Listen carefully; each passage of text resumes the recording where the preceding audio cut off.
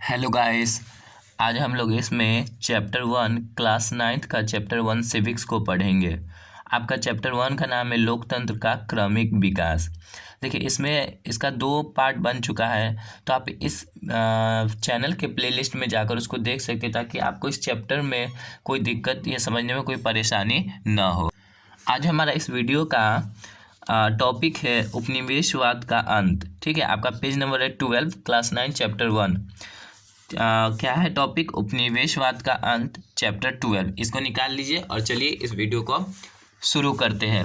सबसे पहले देखिए उपनिवेशवाद का अंत। तो उपनिवेशवाद किसे कहते हैं? देखिए, जब किसी शक्तिशाली देश के द्वारा किसी कमजोर देश पर अपना अधिकार स्थापित कर लेता है। ठीक है, किसी कमजोर देश पर अपना अधिकार बना लेता है और वहाँ अपना राजनीतिक प्रभाव और उस देश के आर्थिक स्थिति पर अपना नियंत्रण स्थापित कर लेता है, तो उसे क्या कहते हैं? उपनिवेशवाद कहते हैं। देखिए, उपनिवेशवाद का परिभाषा, जब किसी शक्तिशाली राष्ट्र द्वारा क्या होता है, किसी दूसरे कमजोर राष्ट्र पर अधिकार कर वहाँ अपना राजनीतिक प्रभाव और उसके आर्थिक स्थिति पर अपना नियंत्रण स्थापित कर लेता है, तो उसे क्या कहते हैं? उपनिवेशवाद। जैसे कि मान लीजिए कोई एक देश ये है और दूसरा देश ये छोटा सा है, ये ए और ये बी। तो ये क्या करता है? ये शक्तिशाली देश इस पर क्या कर लेता है? अधिकार कर लेता है। ये शक्तिशाली देश ए बी कमजोर देश पर क्या कर लेता है? अपना अधिकार कर लेता है और यहाँ पर अपना राजनीतिक प्रभाव यानी अपना शासन चलाने लगता है। ये क्या करता है? अपना शासन चलाने लगता है देश बी पर। ठीक है, और इसके आर्थिक स्थिति प्लस इसके आर्थिक स्थिति, जैसे यहाँ जो भी संसाधन है उसका ये यूज करेगा, उसका दोहन करेगा, यहाँ से जो भी खनिज रहेगा वो अपने देश ले जाएगा। तो ये हो गया इसका आर्थिक स्थिति, यहाँ का पैसा यहाँ ले जाएगा। तो आर्थिक स्थिति पर अभी क्या कर लेता है? अपना नियंत्रण स्थापित कर लेता है, तो इसे ही क्या कहते हैं? उपनिवेशवाद। जैसे कि ब्रिटेन, ठीक है, ब्रिटेन का बताइए कौन कौन उपनिवेश था? जैसे कि भारत, अमेरिका, ये सब क्या थे? ब्रिटेन के घाना, ये सब ब्रिटेन के क्या थे? उपनिवेश थे। ठीक है, जो देश मान लीजिए ये ब्रिटेन है, ठीक है, और ये अमेरिका है, तो ये ब्रिटेन इस पर अधिकार कर लिया तो अमेरिका क्या कहलाएगा? उपनिवेश। ठीक है, अमेरिका ब्रिटेन का क्या कहलाएगा? उपनिवेश। भारत में किसका उपनिवेश था? ब्रिटेन का। ठीक है, इंग्लैंड का उपनिवेश था। आइए अब हम एक नज़र दौड़ाएं कि किस तरह उपनिवेशों की जंजीर तोड़कर अपने देश में लोकतंत्र की स्थापना की। एशिया और अफ्रीका के अधिकांश देश यूरोपीय राष्ट्रों के उपनिवेश थे। तो एशिया और अफ्रीका के जो अधिकतर देश थे उस पर किसका अधिकार था? यूरोप में जो देश है ना, उनके उपनिवेश थे। इन उपनिवेशों के नागरिकों को कोई राजनीतिक अधिकार प्राप्त नहीं था, अतः इन देशों की जनता ने अपने अपने देशों में लोकतंत्र की स्थापना के लिए संघर्ष करना शुरू कर दिया। औपनिवेशिक शासकों ने इसे दबाने का प्रयास किया, यानी जो इस पर अधिकार किए हुए थे, परंतु संघर्ष के विस्तार देखते हुए औपनिवेशिक शासकों को झुकना पड़ा तथा सीमित अधिकार वाले सरकार चुनने का अधिकार प्राप्त हुए। परंतु जनता इससे संतुष्ट होने वाली नहीं थी। अब संपूर्ण राजनीतिक अधिकारों की मांग होने लगी। अब वो पूरा चाहते थे कि क्या हो, ये विदेशी जो उपनिवेश हम पे बनाए हुए हैं, जो हम पे शासन कर रहे, वो हमें छोड़ करके जाए, अब हम अपना खुद का शासन करेंगे। अंततोगत्वा औपनिवेशिक शासकों को इन देशों को स्वतंत्र करना पड़ा। आप बताइए कि अमेरिका कब आज़ाद हुआ? तो अमेरिका 1776 में आज़ाद हुआ था, इसको याद रखिएगा। इन देशों में लोकतंत्र की स्थापना हुई। इसी तरह हमारा देश कब आज़ाद हुआ? 15 अगस्त 1947 को। भारत भी 1947 ईस्वी में स्वतंत्र हुआ और लोकतंत्र की यहाँ क्या हुई? स्थापना हुई। यह लोकतंत्र सफल रहा और यह आज भी सफलतापूर्वक जारी है, किंतु अधिकांश पूर्व में उपनिवेश रहे देशों का अनुभव अच्छा नहीं रहा है। आइए हम पश्चिमी अफ्रीका देश घाना की कहानी लेते हैं, जहां लोकतांत्रिक शासन का प्रयोग बहुत अधिक सफल नहीं रहा। घाना पहले ब्रिटेन का उपनिवेश था। घाना किस महादेश में स्थित है? तो ये आपका अफ्रीका महादेश में स्थित है घाना। इसकी राजधानी क्या है? अकरा। घाना किस महादेश में स्थित है? अफ्रीका। राजधानी क्या हो गई? अकरा। अब घाना पर किसका अधिकार था? ठीक है, मतलब कि ये किसका उपनिवेश था घाना? तो ये ब्रिटेन का उपनिवेश था। ब्रिटेन, जैसे भारत ब्रिटेन का उपनिवेश था, इंग्लैंड का उपनिवेश था, उसी तरह घाना किसका उपनिवेश था? ब्रिटेन का।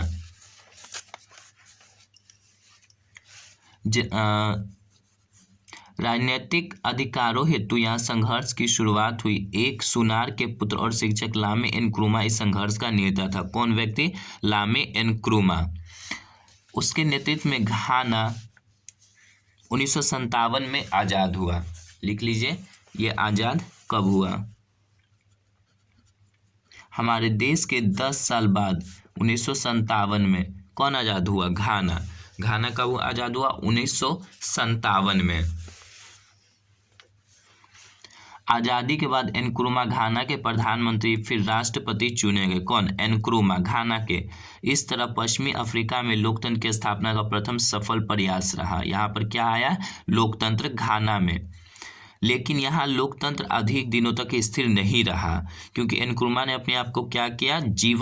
आजीवन यानी जब तक वो जिंदा रहेगा राष्ट्रपति के रूप में चुनवा लिया। सेना ने 1966 में घाना के एनक्रूमा सरकार का तख्ता पलट दिया गया और इस तरह घाना में लोकतंत्र की खात्मा हो गई। तो एनक्रूमा सरकार का तख्ता पलट कब हुआ? 1966 में। एनक्रूमा सरकार का तख्ता पलट 1966 में, यानी कि लामे एनक्रूमा का 1966 में सरकार क्या हुआ? खत्म हो गया। ठीक है, और वहाँ लोकतंत्र भी खत्म हो गया। क्या हो गया? सैनिक शासन है, क्योंकि सैनिकों के द्वारा वहाँ पर सरकार को हटा दिया गया। ठीक है, इसी को क्या कहते हैं? सैनिक तख्ता पलट। घाना की तरह ही अधिकांश अफ्रीकी देशों में कमोवेश यही स्थिति रही।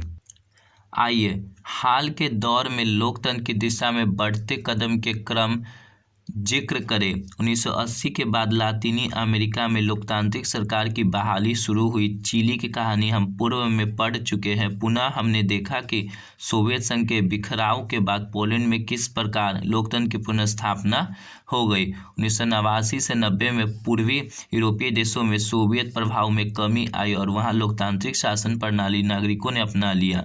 1991 में सोवियत संघ बिखरने के बाद सोवियत संघ के कुल 15 गणराज्य भी स्वतंत्र हो गए। देखिए, पहले अभी जो रूस है उसे पहले सोवियत संघ के नाम से जानते थे। उस सोवियत संघ, इसको इंग्लिश में USSR कहते हैं, वो कब उसका विघटन का मतलब होता है टूटना। तो सोवियत संघ था वो 15 देशों यानी 15 गणराज्यों का समूह था। ठीक है, टोटल उसमें 15 थे। तो सोवियत संघ का विघटन कब? 1991। ये टूट कब गया? ये 1991, जिसमें से एक देश बना आपका रूस, जो अभी विश्व का सबसे बड़ा देश है। सोवियत संघ का विघटन कब हुआ? 1991। और इससे कितना गणराज्य अलग हुआ? अलग 15 गणराज्य। ठीक है, 15 गणराज्य इससे अलग हुए, यानी 15 देश इससे बने सोवियत संघ से अलग होकर के। इनमें अधिकांश देशों ने लोकतंत्र शासन व्यवस्था अपनाया। इस प्रकार सोवियत संघ के पतन के बाद दुनिया के नक्शे में बहुत बड़ा परिवर्तन हुआ। आइए हम भारत के पड़ोस में स्थित कुछ देशों में लोकतंत्र के लिए हो रहे संघर्षों की जानकारी लेते हैं। भारत के पड़ोस में स्थित नेपाल नामक देश में लोकतंत्र की स्थापना, समाप्ति एवं पुनर्स्थापना की कहानी को भी देखा जा सकता है। 1948 में नेपाल का पहला संविधान बना। इस संविधान का अंतर्गत राजा ही नेपाल का वास्तविक शासक था। 1959 में राजा महेंद्र ने नया संविधान लागू किया और संसद के लिए पहली बार चुनाव हुए। लेकिन 1962 में राजा महेंद्र ने देश में लोकतंत्र को क्या किया? समाप्त कर दिया। 1962 में कौन? नेपाल में महेंद्र ने क्या किया? लोकतंत्र की समाप्ति कर दी 1962 में। 1990 में नेपाल में जन आंदोलन के परिणाम स्वरूप बहुदलीय लोकतंत्र की शुरुआत हुई। 1991 में नेपाल में संसद के चुनावों में नेपाली कांग्रेस को बहुमत मिला एवं GP कोइराला देश के प्रधानमंत्री बने। नेपाल की राजधानी काठमांडू है। अतः नेपाल में पुनः लोकतंत्र की स्थापना हुई। 1996 से नेपाल में माओवादियों द्वारा राजतंत्र की समाप्ति के लिए एवं जनता की आवाज़ उठाने के लिए आंदोलन किए जून 2001 में नेपाल के इतिहास में एक नाटकीय मोड़ आया जब राजा वीरेंद्र और उनके परिवार की राजमहल में हत्या कर दी गई। उसके बाद ज्ञानेंद्र ने राजपद संभाला। राजा ज्ञानेंद्र ने फरवरी 2005 को संसद को भंग कर दिया और सरकार को बर्खास्त कर दिया। इस प्रकार नेपाल में पुनः लोकतंत्र को राजा ने समाप्त कर दिया। लेकिन नेपाल में जन आंदोलन के कारण यानी लोगों के आंदोलन के कारण मई 2008 में संविधान सभा का चुनाव कराया गया एवं नेपाल में प्रथम गणतंत्र के राष्ट्रपति डॉक्टर रामवरदन यादव एवं प्रधानमंत्री प्रचंड हुए। वहाँ सदियों से प्रचलित राजतंत्र को समाप्त कर दिया गया। इस प्रकार हमने देखा कि किस प्रकार नेपाल में बार बार लोकतंत्र की समाप्ति एवं पुनर्स्थापना हुई। भारत के एक अन्य पड़ोसी देश पाकिस्तान में भी लोकतंत्र की स्थापना एवं पतन की प्रक्रिया चलती रही। देखिए, पाकिस्तान की राजधानी इस्लामाबाद है। ये भारत से अलग हुआ है पाकिस्तान। जनरल जिया उल हक की मृत्यु के बाद 1990 के दशक में पाकिस्तान में एक बार पुनः लोकतंत्र की स्थापना हुई, लेकिन यह अस्थायी नहीं रह सका। फिर लोकतंत्र को समाप्त कर दिया गया पाकिस्तान में। 1999 में जनरल परवेज मुशर्रफ ने प्रधानमंत्री नवाज शरीफ का तख्ता पलट करते हुए सैनिक शासन की स्थापना की। कब? 1999 में जनरल परवेज मुशर्रफ। परंतु हाल में पाकिस्तान में हालात में परिवर्तन हुए एवं वहां की जनता ने लोकतंत्र के लिए संघर्ष करना आरंभ कर दिया। अंततः जन आंदोलन के समक्ष सैनिक शासन को झुकना पड़े यानी लोगों के आंदोलन एवं संसद के लिए चुनाव कराने पड़े।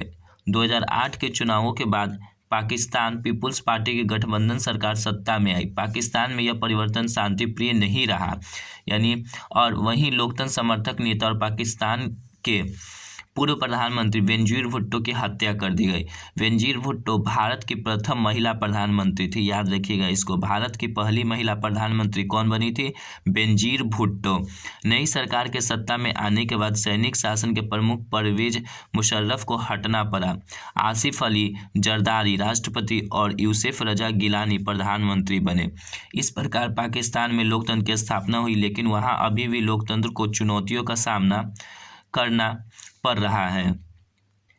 इसी प्रकार म्यांमार, जो पहले बर्मा कहा जाता था, म्यांमार का प्राचीन नाम क्या था? बर्मा, जिसकी राजधानी नेपिडो है और मुद्रा क्यात है। म्यांमार की राजधानी नेपिडो और मुद्रा क्या? क्यात। तो म्यांमार का पुराना नाम बर्मा।